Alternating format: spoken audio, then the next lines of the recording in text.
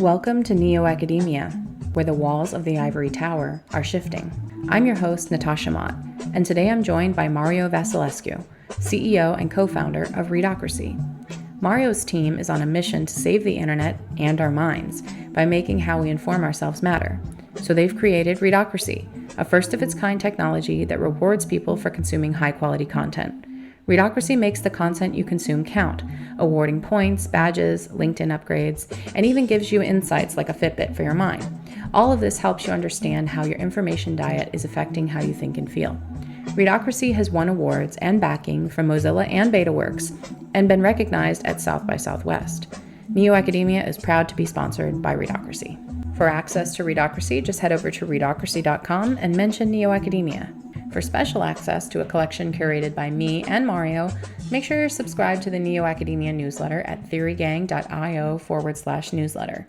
There you'll find this episode with a special collection, show notes, and even bonus content. Now let's explore. We've been talking for a couple years. Yeah, time flies. It's horrifying. Yeah, it is horrifying. I wrote a grant for what I was calling the multiverse. I thought of it as a learning experience platform.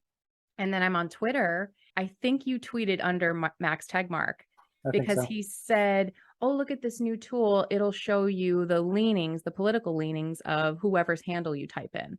And I think you were like, oh, you should check out my tool then. And I was like, okay, I will. Yeah, I'm trying to jump into the comments in the least promotional way possible. That's generally what I try to do. When I see a thread that's like really strongly related, I'm like, I don't want to be that guy who's self-promoting. So I'm going to put something that seems generally useful and not totally in your face. And if anybody replies, I will engage with that person. So that's probably what I did. And I guess it worked with getting like-minded person to respond. It did work. You were in the right place for sure at the right time. We have to be cognizant of the attention economy.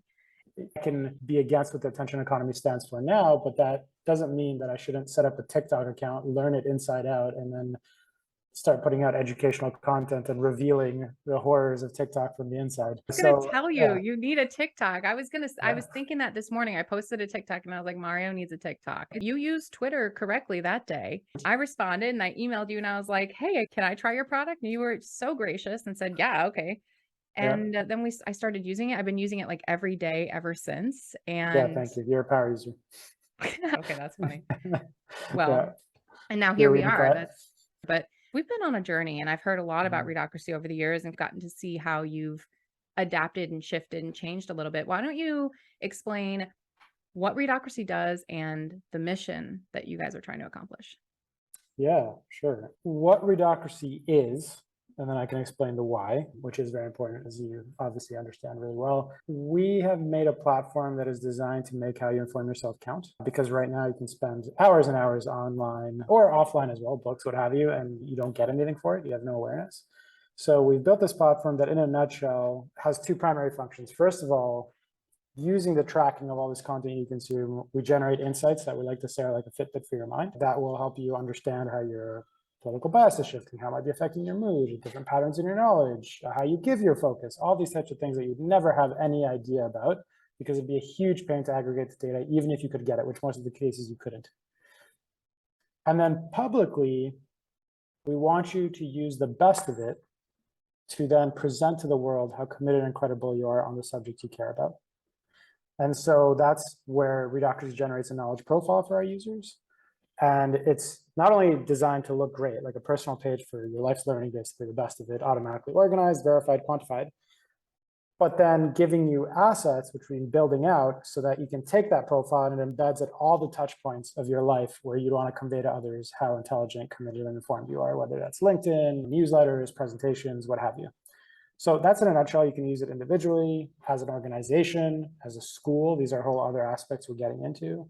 As a media company, so you can imagine a situation where a publisher doesn't just expect people to see the intrinsic value in their content, but they can start rewarding their users as credentials for reading on a certain subject. They can gate their comments discussions by saying, oh, you want to be part of our super high quality and civilized discussion, you have to have read these 5 things first. So it's an ecosystem really we're building, and the mission behind it, there's 2 sides to it. One is the social impact side. I mentioned having awareness around how you invest your time and the metrics around that. We're really attached to that idea and trying to popularize the idea of infobesity, We think there's a very tight parallel between, so we're trying to make the term something that everybody can start using. You laugh at first and then you cry. Yeah, It's just like that's it's awful. both ends of the spectrum. Yeah. So it's the idea that what we noticed in the obesity epidemic, you can really tightly draw the parallels to how we feed our minds. So with our bodies, we didn't have, forget nutrition labels. We didn't have like obligations on ingredient accuracy and transparency, or even ingredient labels. Then you have the nutrition labels. You didn't have education in school. You didn't have laws around what people could advertise. Like, it's just like a Wild West. So obviously people, like well-intentioned people, fed their children garbage. They were completely mindless about what they consumed their bodies because they had no like awareness, metrics, feedback, anything. And we got to where we got. Then we started having these transparency requirements, education in school, laws around what you could promote to people. And so we see this direct parallel to not how we feed our bodies, but how we feed our minds, diet of our minds. So can we do the same things? Can we equip people at scale to have that context and awareness and to develop those inherent reactions to when you see the informational equivalent of a burger versus a salad, to then change how we think as a society? So we feel that if we don't do that and we continue to be completely mindless, consequence-free, lacking rewards around how we feed our minds, we're screwed as a society. Yeah. The other side of the why is, for lack of a better word, the giant economic opportunity. And that's not just for us, but how we can impact other people's economic mobility. People always come to us, and I think this is likely probably with any content-related business online, like, oh, why don't you just use this for advertising or feeding into programmatic advertising? What great data. And my response to that always is, okay, here's a simple number. Digital advertising is worth about $350 billion globally, which is obviously nothing to sneeze at. But besides the fact that so much of it is shady and what is the real number, but let's assume it's all legit. People spend over $1 trillion every year on how they present their knowledge to the world and making sure it's certified. Like, how can I make people trust that I know about something? So they'll spend over $1 trillion on degrees, certificates, courses, memberships every year. To say nothing of the money spent in learning and the development in corporations, to say nothing of the fact that when you look at the value of the Fortune 500, it's either 84 or 86% of the value is from their intellectual property and their proprietary knowledge. And so all that together, it seems insane that people are spending all this money. Then they're going online because obviously degrees are not enough anymore in today's world. So they go online and spend so much time and emotion and energy desperately trying to posture around subjects on LinkedIn, on Twitter, making newsletters. And at the same time, these people are spending hours every day, usually on content that is relevant to their profession, relevant to their passions, and have no way of easily cataloging it, presenting it, and quantifying, improving it. So there's like this ridiculous disconnect there. And so that's what drives us. And they are connected, these two Y's of like social impact in our diet and then how you present it, because if this touches on effective altruism, I know I've done like a major rant here, but I promise I'm almost done, is the fact that you can tell people all sorts of things about why they should behave better, right? Think of your children. Don't you care about democracy? What about your grandchildren? All this kind of stuff. Sure. But ultimately, people are very busy. They're very stressed. They have bills to pay. And when you get home at the end of the day, if you don't have something that is immediately motivating you for the here and now, you're going to have a tough time making like a sea change in society. And so the idea of these two Y's being connected is, sure, we can inform people and tell people like, you should be more aware of your media diet, you should be more mindful. But we can have a real impact once we map that onto the status value and ego value that people have in society, which is what human society ultimately runs on. And then we can really motivate people in a way that drives behavior change. So that's my long-winded answer. I agree with you on both of your whys. They go hand in hand, because I think the first why causes the second. We don't have the energy or the economic incentive to learn or to have a good information diet. And then that leads to whatever we're in right now. So there's a ton of information out there, and nobody's really taking the bull by the horns and saying, here's what we should do with it. Here's how we can help each other with it. And that's why I love what you're doing. There's nothing like what you do out there that I have seen. You're never supposed to say, oh, we don't have a competition. Like, of course we have overlapping things. There's reader apps out there. There's all sorts of things, but it's true. Like, we have yet to find somebody who is doing what we're doing. Except me. I tried. Yeah, exactly. Great minds, right? A small undertaking, just a small thing to try and not only categorize and label the food, but to also then create a, let's say, a food pyramid in a sense. I think you actually bring up a good point. When you think of why we're healthy with our food diets, of course, we've been educated in these ways, but with food, it's interesting because you could see it. Like your Yeah. skin gets greasy, like you add on the pounds, whatever it may be. You don't feel as good with your inflammation diet. The part of not feeling as good is there. But in terms of the outward appearance, it's not as specific. So I think beyond the food pyramid, I think the aspect of what we're doing, which is important in that context, is also like visualizing it. And that's, I guess, where the status or your profile or all these things, there is that parallel. It's interesting to your, like, you just made me think when you were mentioning the food pyramid, because it's like, it's not just structured like that, but then how do we make it translated this way where it becomes like tangible? And I love what you said about the signaling or posturing for what's happening out there. I would love to have Brian Kaplan on the podcast because he's the one who really got me thinking. I was already thinking education was bunk after getting a PhD and all that stuff and going through the academic system and being like, no, this is actual bullshit. But I would love to have him on because he really talks about the system of box checkers we're creating.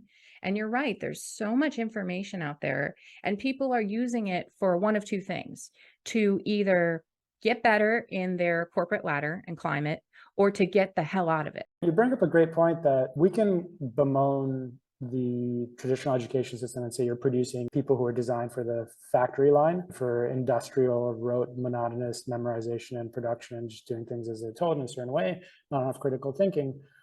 But then when you get to the academic level, you could argue it's even more damaging to society in terms of this thing that is supposed to be at the leading edge. It has all these resources invested, and instead of aligning that in a sharp point that applies the most pressure in the most constructive way, you have this weird, frothy, self-serving, sick, like self-indulgent, I don't know, like all the ways you could describe it, that is, I don't think, maybe in some almost accidental way, it reaches a point, it does push things forward. You can't say it doesn't, but it certainly doesn't seem efficient. Yeah, obviously, I completely agree. So another great thinker that I admire is Peter Turchin, and he talks about the overproduction of elites and the consequences for society, that we're producing all these people like me who get their PhD and are like so bright-eyed and bushy-tailed and want to do cool things and use their knowledge. And then they're like, no, you do this. The equivalent of me going into my biotech career, and they're like, okay, you talk about this, you only talk about it this way, only to these people, don't go outside, don't color outside the lines. I'm like, but y'all taught me, you gave me a PhD and taught me to color outside the lines. Now you want me to stay in them? And also there's not room for me in academia. And so Peter Turchin talks about the consequences of producing all these thinkers with nowhere for them to go. And then so they cause trouble. So we've got all these, they're like bourgeois now, but even the professorial class is the bourgeoisie. And they are not making change. There's so much administrative and political burden within academia. So what do you think Readocracy could eventually accomplish as a supplement to our higher educational system? It's interesting because already what's happened in academia, which I think is a result of the commercial pressures, you went from a situation where it seemed like experts and research were kept very close to the chest and private, and it was all very secretive. And then now suddenly, I think this has already been the case for over 5 years now, schools are really prioritizing how they promote their researchers and their experts, like this whole marketing angle. And it's the polar opposite of how it used to be. It's actually quite shocking how extremely opposite it is. And so with Readocracy, I would hope that there would be a more explicit connection to the applied social value of learning. I don't want to reduce learning to something that is transactional and you do learning because you need to achieve whatever. Like learning can be beautiful on its own.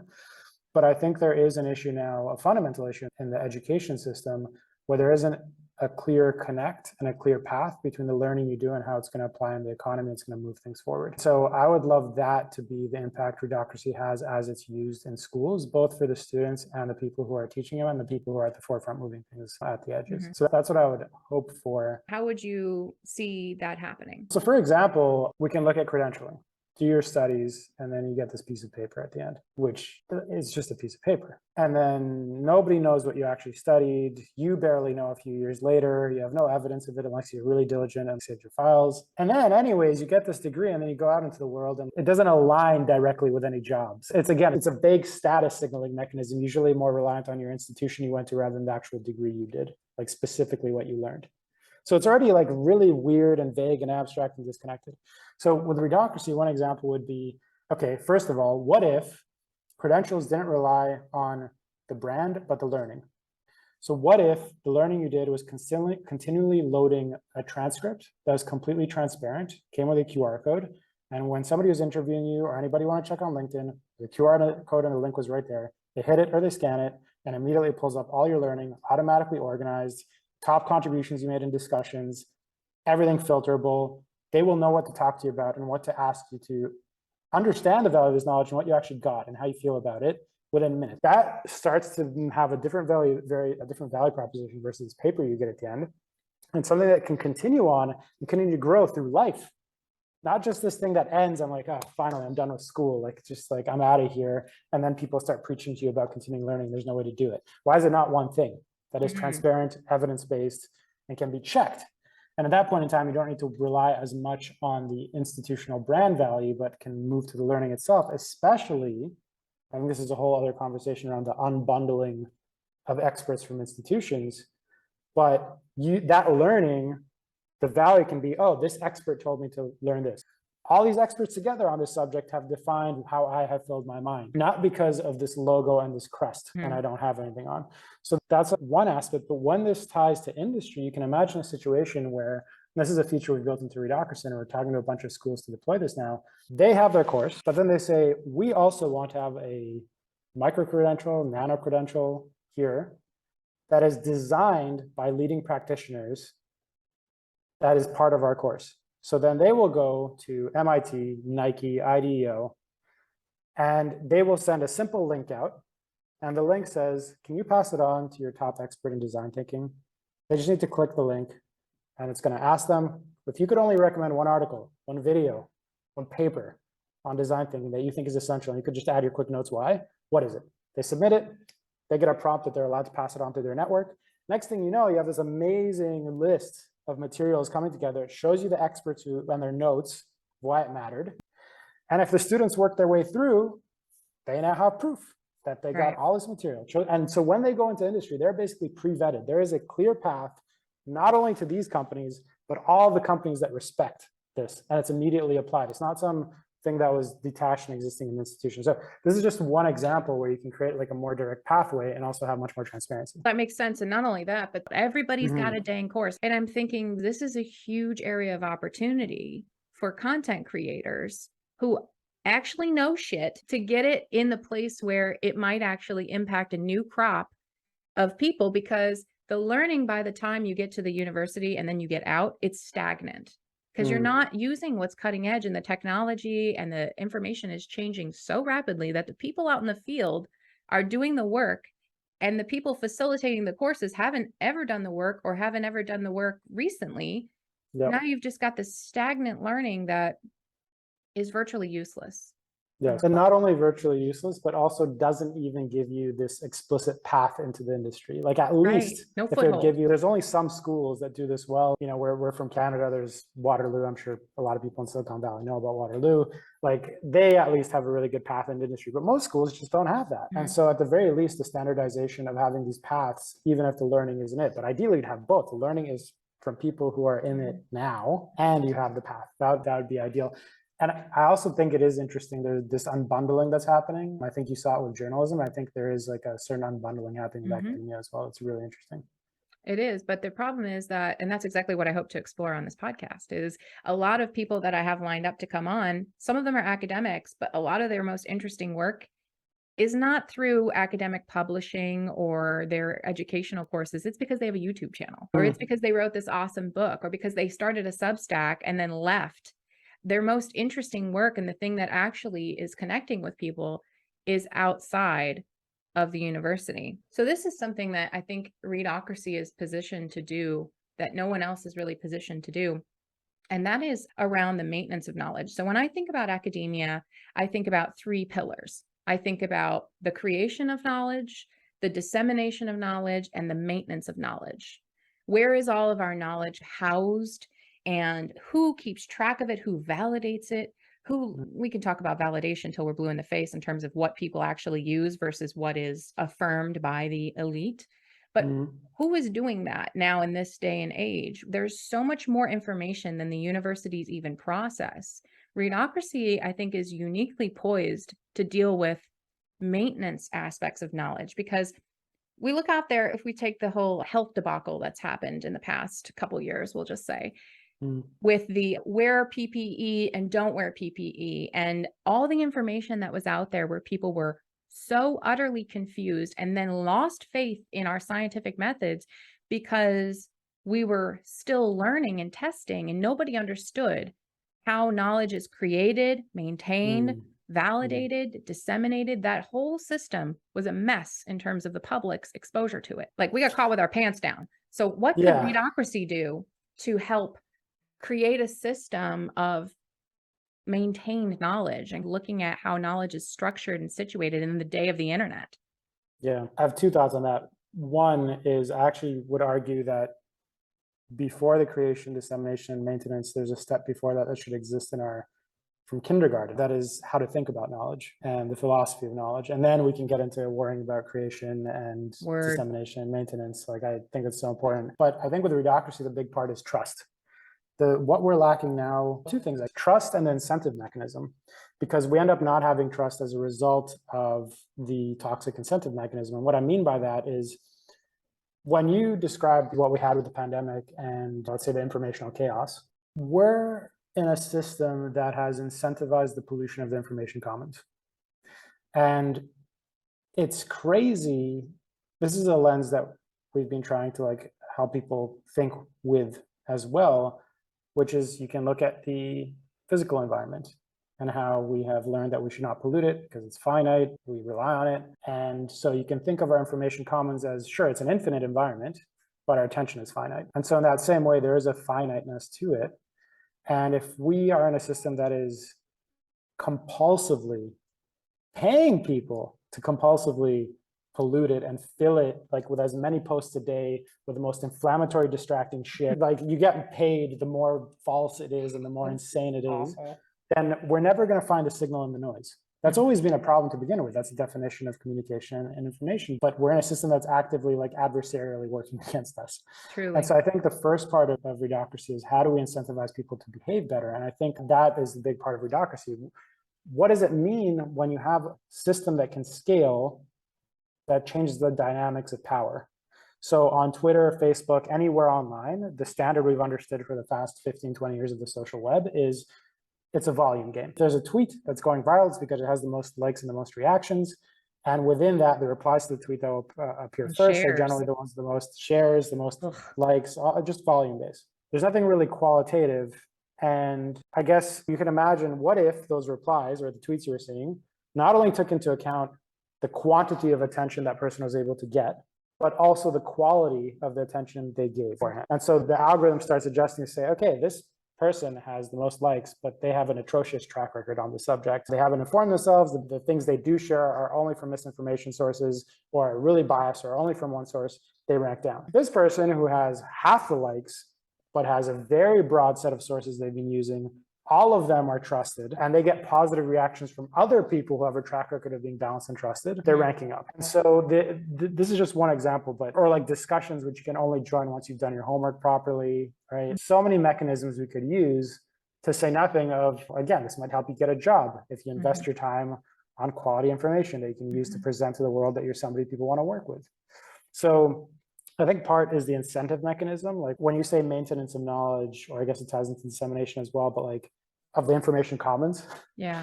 We're the gardeners of our collective mind. And then I think the trust component, I've had people point out to me that in some ways Readocracy is like a trust exchange, in the sense that, and this is going to be true when we get to the knowledge marketplace we want to release, but it's, how can we change who gets to be trusted? And so if you're in a situation with quote unquote experts, and you have to decide who's an expert and which one you're going to trust and who's going to decide the public discourse.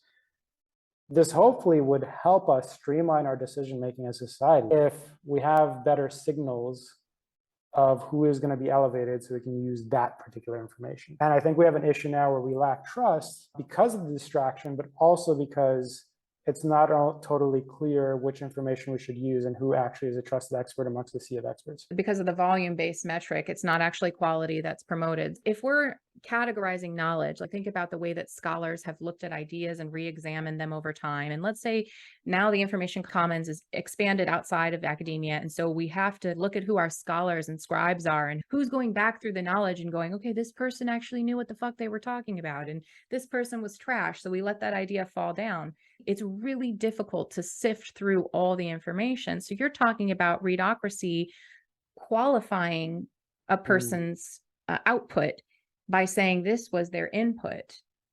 And then you're also talking about the incentive mechanisms. A lot of tech companies, which you're a tech company, Mr. CEO, even though I feel like you're so much more of a scholar than you're like this hybrid in my mind, because I know tech CEOs and they're. I like to think we're an ethical and humane tech company. Sure, whatever this is. Whatever makes you feel better.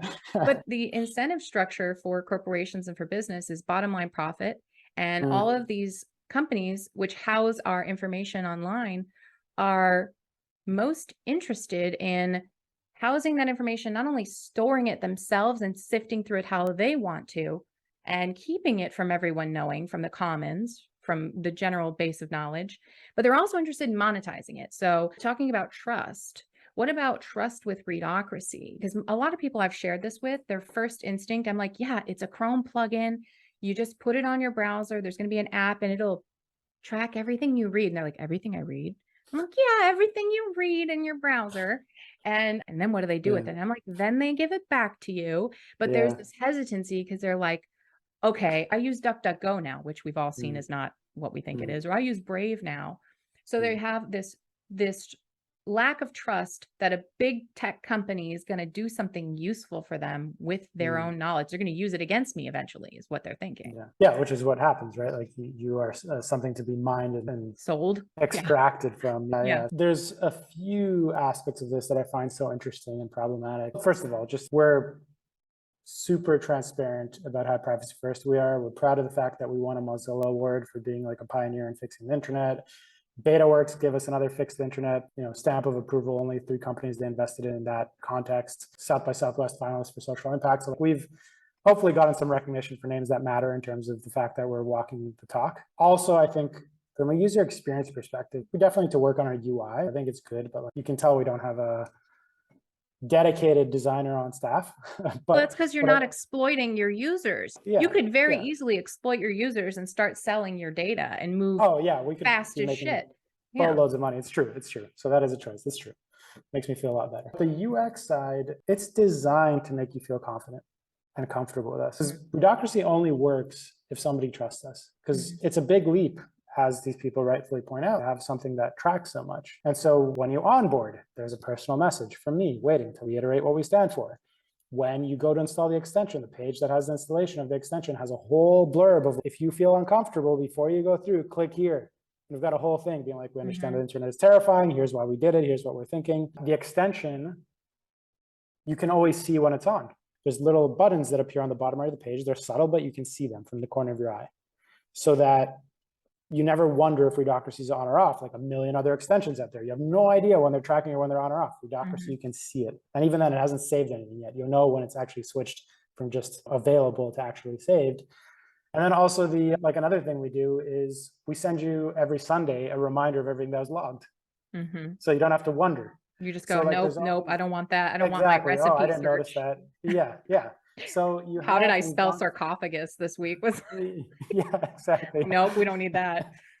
Yeah, and so that's how we've tried to give you total confidence. And then on top of that, we take it personally as users ourselves. So it doesn't trigger on adult content, which is a question we get so often. Oh, I haven't especially checked. from males. But just does not trigger on adult content, does not trigger on banking, does not trigger on shopping. If we detect a sensitive word, even if it's in a trusted source or what would normally be a subject you're fine with and from a source you're in, we'll default it to private just in case. So if there's like a curse word We're gonna be like, okay, just in case, we're switching this to private, and you can manually switch it back to public if you want. Interesting. Yeah. So like we've gone to great lengths to make this extremely privacy forward. And an update we're about to add, if you want content to appear in your profile, it will not only need to be public, but you will also have to applaud the content. So like, again, we've gone to great lengths. What I wanted to say, separate from that, more like system level, it's such a tragedy, and it makes me so angry that Facebook and all the big tech players, they've not only destroyed the internet, in my mind, and what we thought conditioned us to think we can only run a certain way, which is toxic, but they have also conditioned the average consumer to not give the benefit of the doubt to people who are trying to make a change. True. So what you just described is something we obviously encounter a lot. We have to work 10 times as hard as companies did 10 years ago to earn somebody's trust. They are, as a side effect, stunting the growth of ethical and human technology, because companies coming out there doing amazing things have such an uphill battle convincing people that they're not just another sleazy company. And it is an invisible cost that people are not aware of, which is really significant. If you wonder why great solutions are not commercialized, that are not, because the startup's hard enough. Going against the grain is hard enough. Add to that the expectation that everyone you're trying to help is coming to you and saying, really work 5 times as hard to prove to me why you're not going to screw me. And so it's definitely like a really shitty aspect of the whole thing. I see that, but let me challenge you to reframe this. Let me challenge you, because the way I see it is they did you a favor. First of all, they set you up. Like, you would not have a business if it wasn't for these assholes. And second of all, they primed your customers to be skeptical. So while some people go the like weird skepticism route of, I'm only going to follow things that feel right for me, check my crystals on this one, well, that's a side effect too. Perhaps this is changing the way that we do everything on the internet in a good way if we are able to harness their skepticism and say, this is a good thing. I want to applaud you for your skepticism. You should be skeptical of anybody trying to sell you something, or anybody, in fact, trying to get your attention. So they taught your users the very first lesson that your attention is valuable. Yeah, which is a great point, and I like that reframing. The challenges of crossing the trust chasm that exists at that initial step, because it's great framing, and in some bizarre way, we're on the same team in terms of we want people to be critical thinkers too. And this is like forcing people as a defense mechanism to be more critical. Great. You have people who are like, oh, no way I'm adding any extensions. I don't care what you tell me. I have a blanket ban on adding anything else. Yeah. And the funny thing is, when people are so ill-informed about it, because they'll say that, and at the same time, they'll be Facebook users. You have an Instagram account? Oh, interesting. But you're like really sensitive about your data and what you add to your browser. Like, what are we even talking about here? Yeah, I think this is really interesting. It's really narrowing your #1 fans down, of people who are really going to be into what you do. They're going to be serious about privacy. They're going to be highly critical, and they're not going to just give their data away or their information, which is a great base for you. It's just probably not only finding those people, but then also working with them to make sure that they feel like every step of the way we're climbing this mountain with Readocracy. Moving forward, one of the things around education and information and all this stuff is going to be really community centric. And I think coalitions like that are going to be huge moving forward, because everybody's got a platform and everybody's a solopreneur or famous for this or whatever. But it's like, where do they clump up and cluster to push progress forward against the monolith that exists in many ways? Totally. And one of the things I'm most excited about for end of summer is to release our discussion groups. So that's where Readocracy goes from single player mode to multiplayer and community of communities. And I think it's gonna be really exciting to see, to your point, people who are like more critical, more thoughtful, want to have a discussion that's better organized, but more than anything want to get it for substance. So they'll say, I'm setting up this discussion on Readocracy. It's very easy to join. We're actually setting up mechanisms where you'll be able to have guest users. So it's going to be very easy to get into Readocracy for these discussions. But you need to read these 3 articles before you're allowed to join. You can lurk, but you have to hit this point until you're allowed to actually comment. Oh, we're going to set one up right here. Maybe the discussion could be, what's your biggest concern about Readocracy? Maybe that's. Yeah, I would love that. I would love Yeah. that. And or like book clubs, like there's a million ways you can use it. And I am excited for how we can use it ourselves, like draw out criticism, draw out brainstorming, like all these things. But again, in a way where it's a perfect example, right? Because you can go on Discord and have a billion communities, and Discord can be so noisy and you have no idea who you should trust. It is. And so imagine if I'm going to solicit criticisms or ideas from a community, I really want to know where I should focus my energy on which people, versus Twitter or Discord, where I might end up taking the advice of somebody who's just really good at being inflammatory. Yeah, Discord, like I'm in, I don't know, a million Discords. I have a Discord, and it's just for fun. It's for what I think of as more behind the scene bantery type stuff, informal discussion. We throw memes in there, we throw videos, we throw jokes, but the substantive discussion gets lost in there. And you can try to put it in a thread. We did the Future of Life Institute world building contest. And I'm like, this is the thread for Future of Life Institute. And then everybody throws memes in there, and it's just, it's fun, but you're right. It's hard to extract the substantive discussion and then bring it back to someone and be like, look at this discussion we had. This is a really good discussion, and these people had really good points. There's no way to do that with Discord at this point. Yeah, not to mention the lack of coherence of the conversations. Like you're like having all these, sure, you can set up channels and whatnot, but like the incoherence of threads within, it's fine to use WhatsApp or Signal or Telegram or Discord for discussions that are more fluid and don't necessarily not have as much content, or they're just with your family or friends or what have you. But if you're in a conversation which is topic oriented and has a lot of content flying around, it's like Slack came around and we realized how ridiculous email was for certain use cases. Right. I think the similar thing is happening with chat, where there is a missing function for people who are sharing a lot of content, are focused on a subject, are like interweaving things to make it more coherent. And that's something else we're like hope to address. Yeah, because there's a lot of teachable moments, and there are a lot of framing of good discussion. I think same thing with podcasts. I was just on a podcast yesterday with just 2 really lovely human beings who have very different beliefs, and it was about them and how they disagree, and they modeled disagreement beautifully, which I never see. So I think there's a lot of examples of really good things happening out there. But because of the bias of the system, because people are afraid to do anything in public, they retreat to these coffers like Discord, and then it's lost. All the beautiful things that are happening are lost and gate kept. So nobody really sees. They're like, oh, you're on Discord. What do? Just screw around? I'm like, no, we have like really amazing conversations in our weekly book club. And yeah, there's jokes, but you're right. It's all being lost in the signal to noise ratio. Yeah, totally. And again, just the signal to noise ratio and tools that either explicitly or implicitly are built for noise.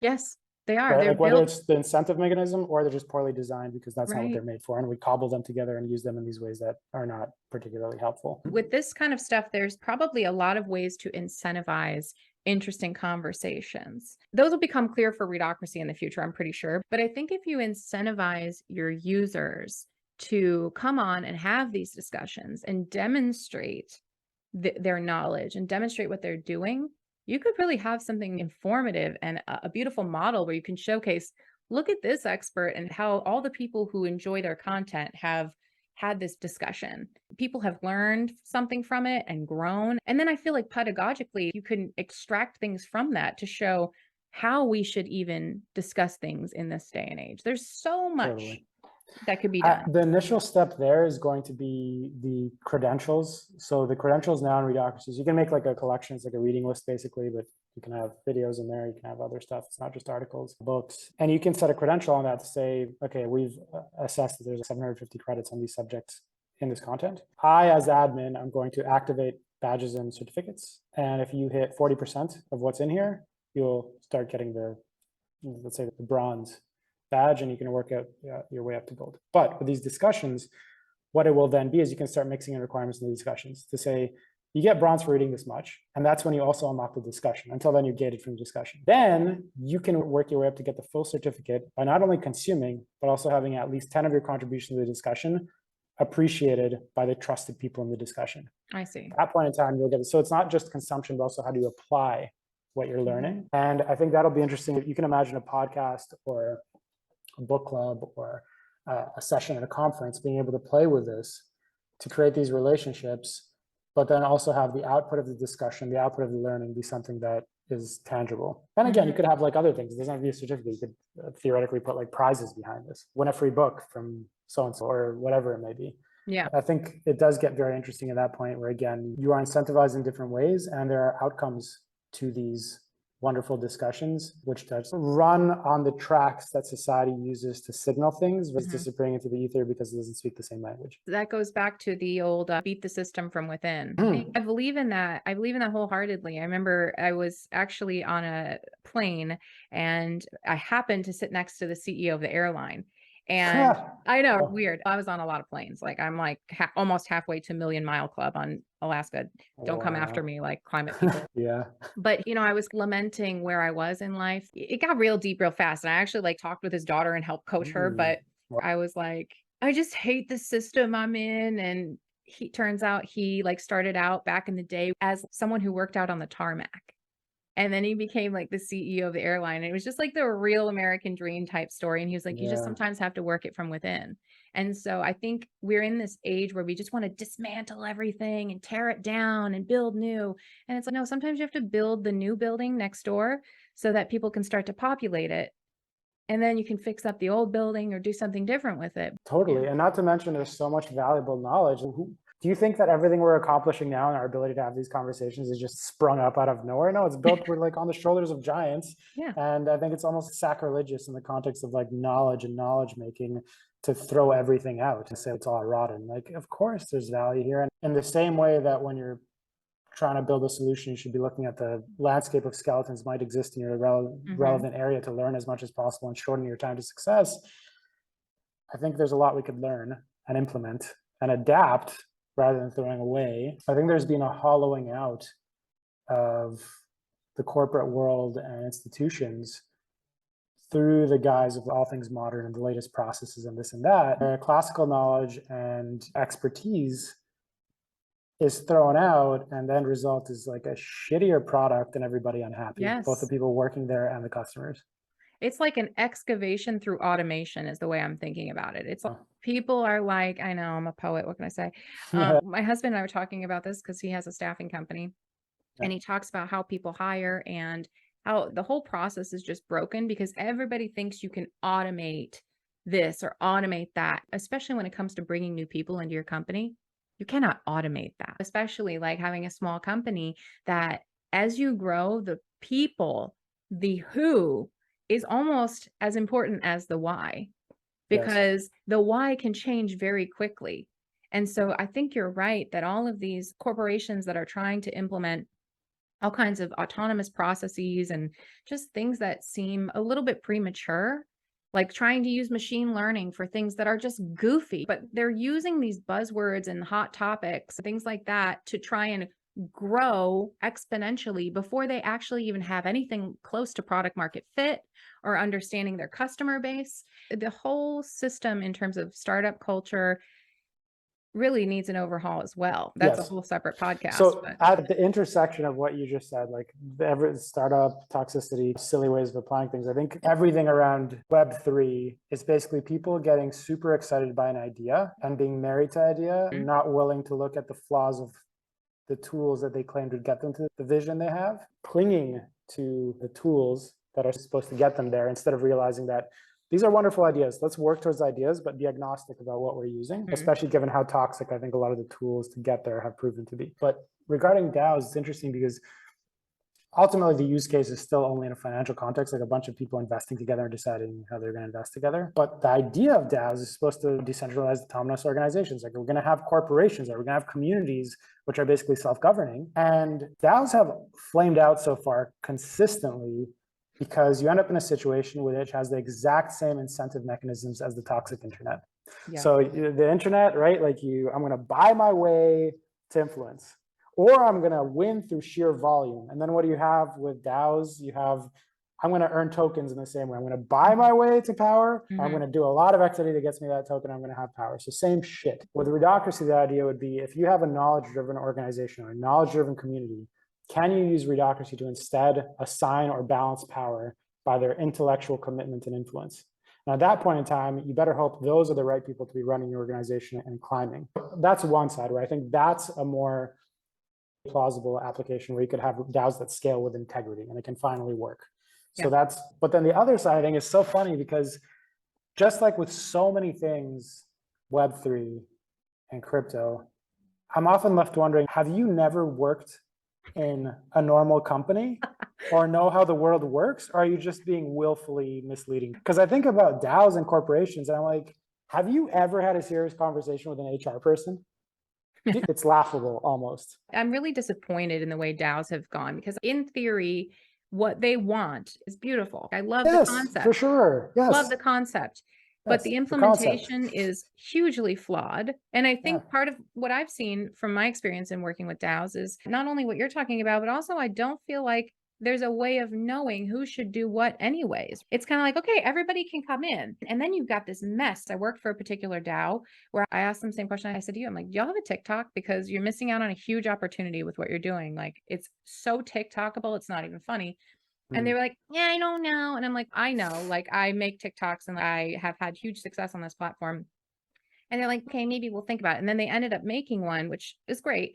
But the way that they filtered in people's expertise just was so hodgepodge. I was like, I came in as a writer and they paid me to do certain things. Like, and I'm like, y'all are just going based on trust.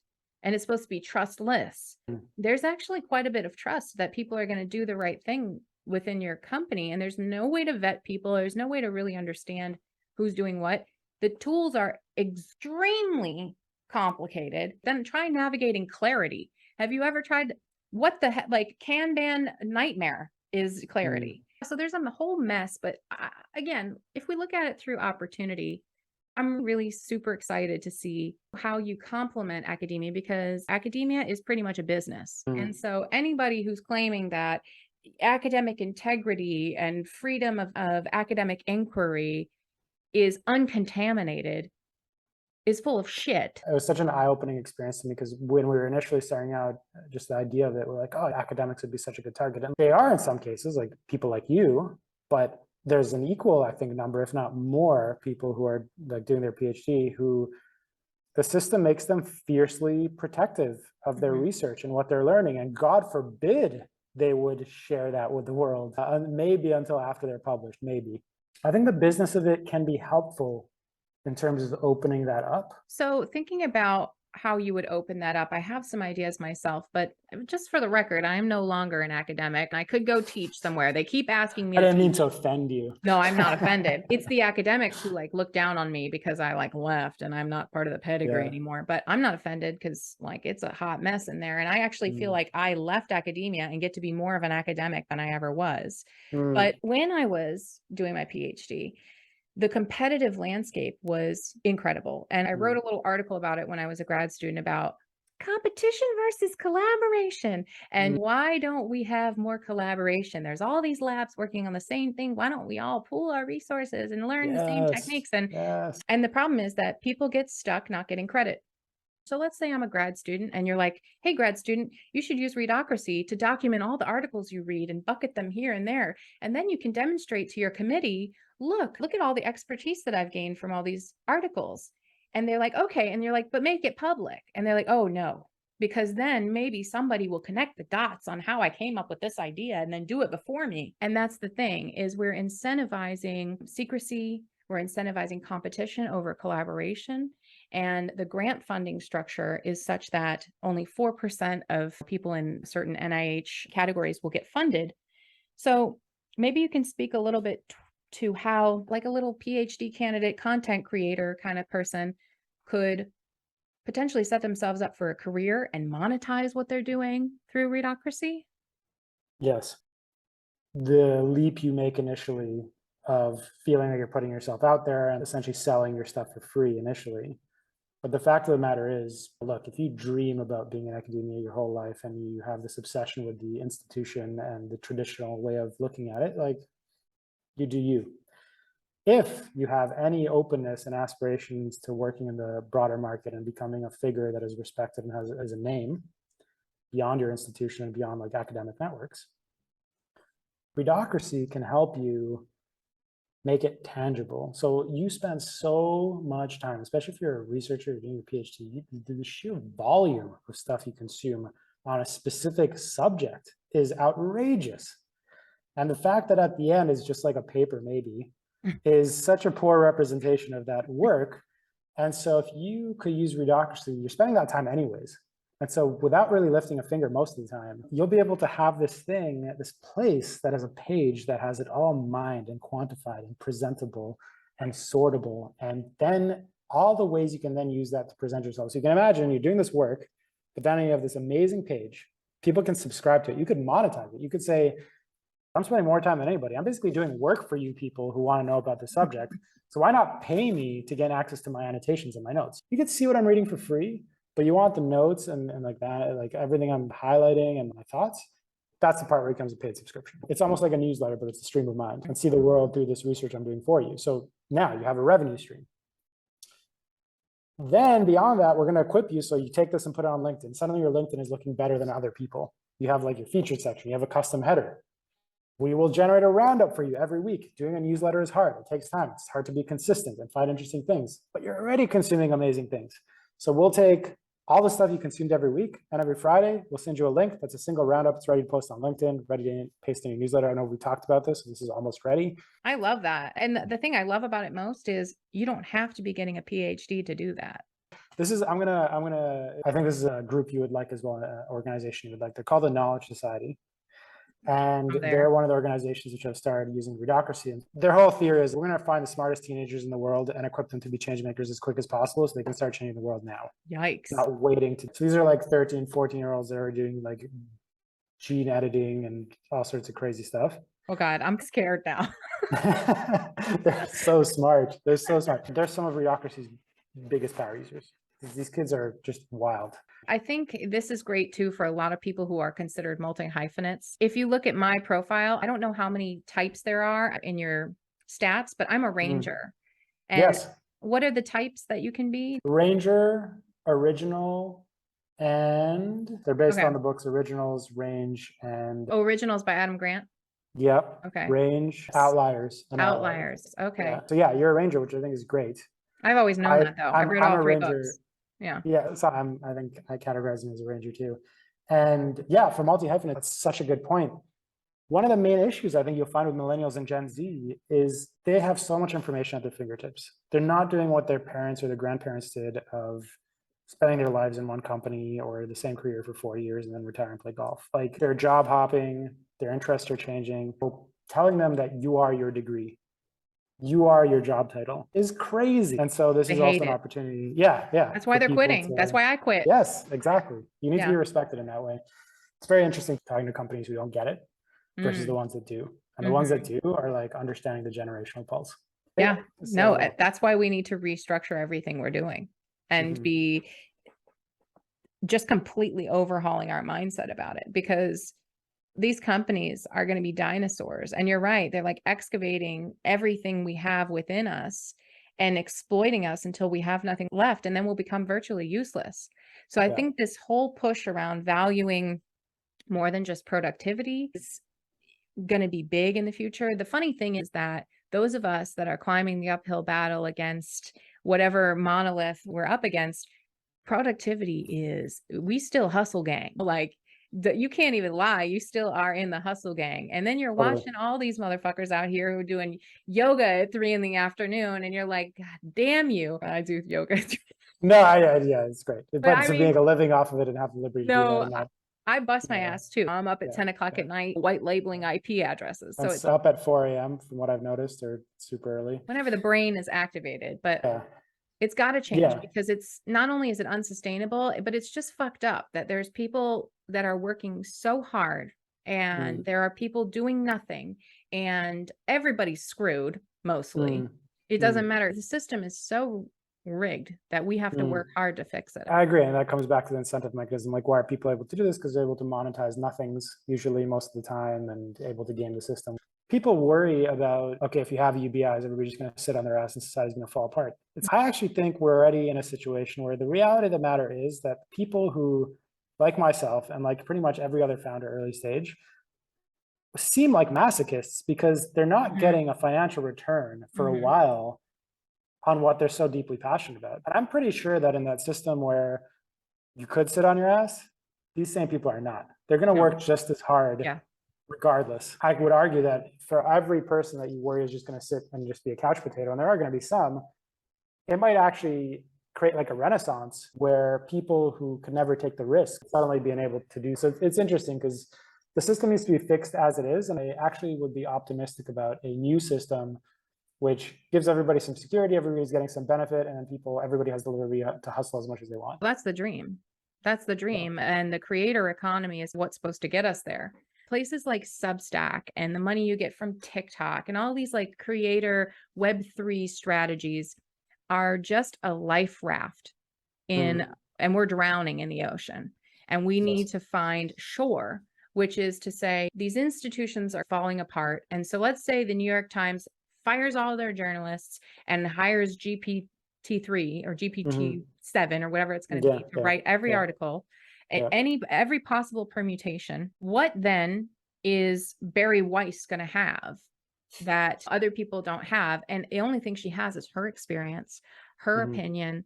And you could even write it in as if Barry Weiss could write it. Oh, you could do that today. You don't need GPT-7. You do it now. Yeah. But the one thing they don't have is the entirety of that person. And so I think that is what we're going to have to start moving towards, more holistic value system. It's just going to happen. It is such a great way of putting it. Like we're just buying time almost as the whole thing is sinking. We're trying to find new ways at the edges to stay afloat just a little bit longer as we get worked out of the current system. It's interesting to me that even the creator economy is like, I have this draft that's been sitting in my folder of like the creator economy's Groundhog Day, because it's all cyclical. Like at a certain point, you go in, you set up your newsletter, you become wildly successful, and then you realize that you can't do it on your own, and you've got to set up a company, and suddenly next thing there's a hierarchy, and next thing you're like, fuck it, I'm exiting, and I'm back at the same publisher I left. And so, it creates some rebalancing where now like individuals have more power at publishing houses. And I do think what's happening in journalism will end up having echoes that you see similar things happen in academia and like with knowledge workers in general. But in the end, we're seeing that the creator economy doesn't necessarily work for everybody. There's a few winners at the top.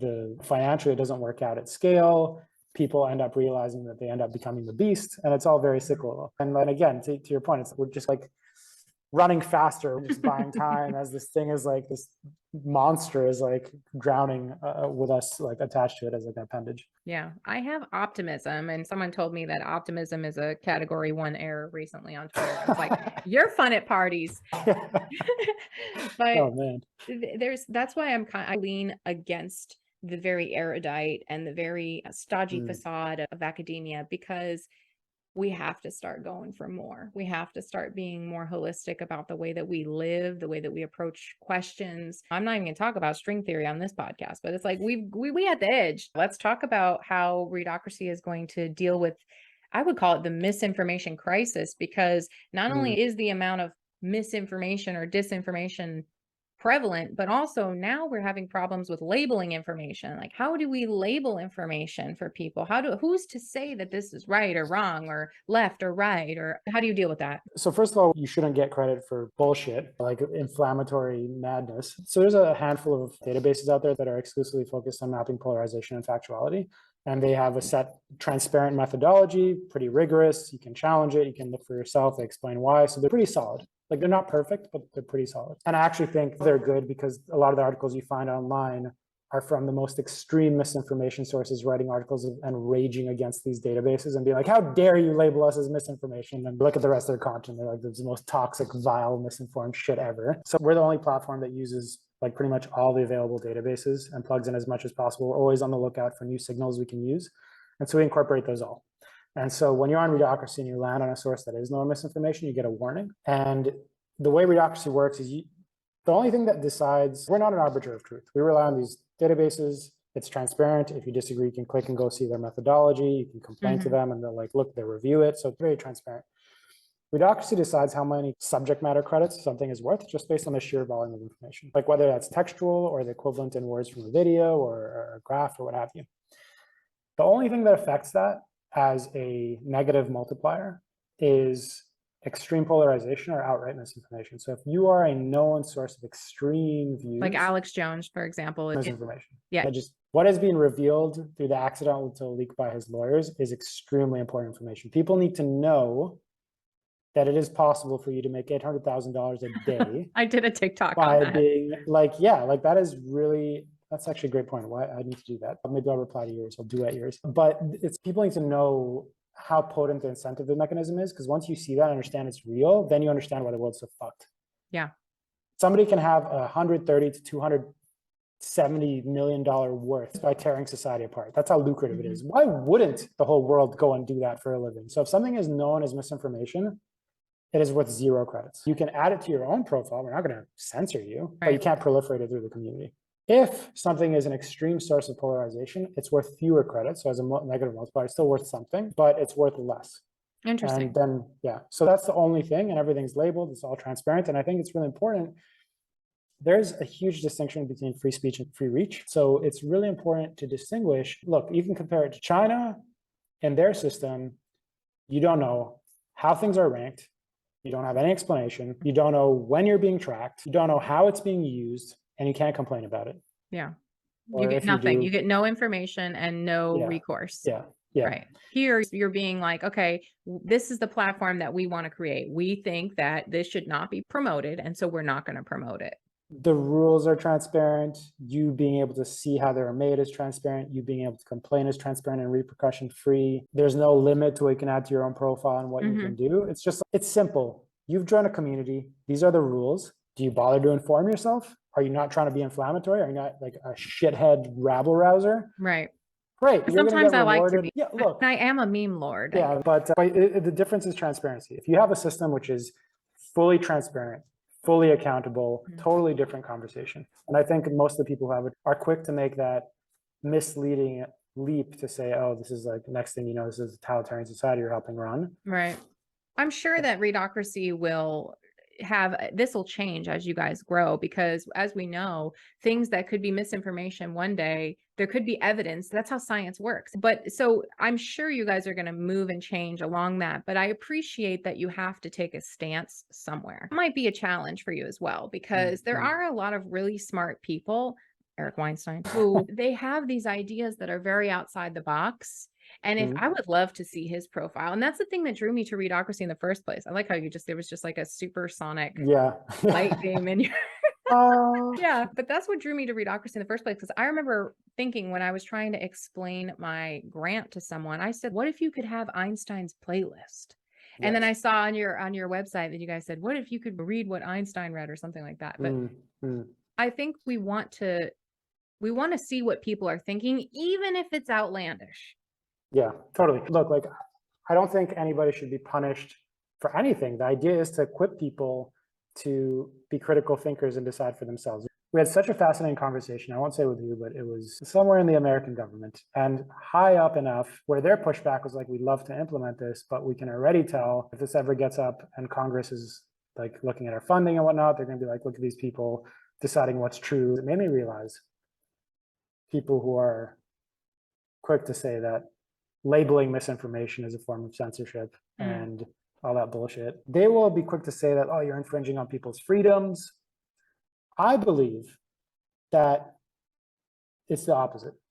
So if you are not equipping people to have context, you are giving people free rein to manipulate them. And you think you're living free, but you are living in a hall of moving mirrors that you don't even realize that you're a puppet. That's the opposite of freedom. The ultimate freedom is being equipped to see those mirrors and see everything around you, and then you are free. And so I think there's this important counter narratives. Nobody's infringing on your freedom when they label things and give you context. You decide whether you're going to believe it or not. You are getting equipped to think for yourself, even if it's wrong, if the label's wrong. You're even in that case of the earlier discussion of Facebook equipping people to be critical. You're at least being taught to be critical, to say, I disagree with this. And so I think that's a really important distinction. I will also add how we make money. That everybody wants to know. We will never sell people's data or transact in it. We will never allow ourselves to be acquired by anything that would use the data in that way. We're actually looking at becoming a B Corp, so that's in our corporate documents. So that's off the table. as I said earlier, I think there's simply more money anyways to be had by mapping our attention to information onto the knowledge economy and the reputation economy. So I don't think there's any need to sell out and sell people out in this way. I think it's the most inefficient and stupid way of making money. And it's going to be worthless eventually because it's there's going to already be a becoming million. Worthless. Yeah, there's a million companies that'll do it anyways.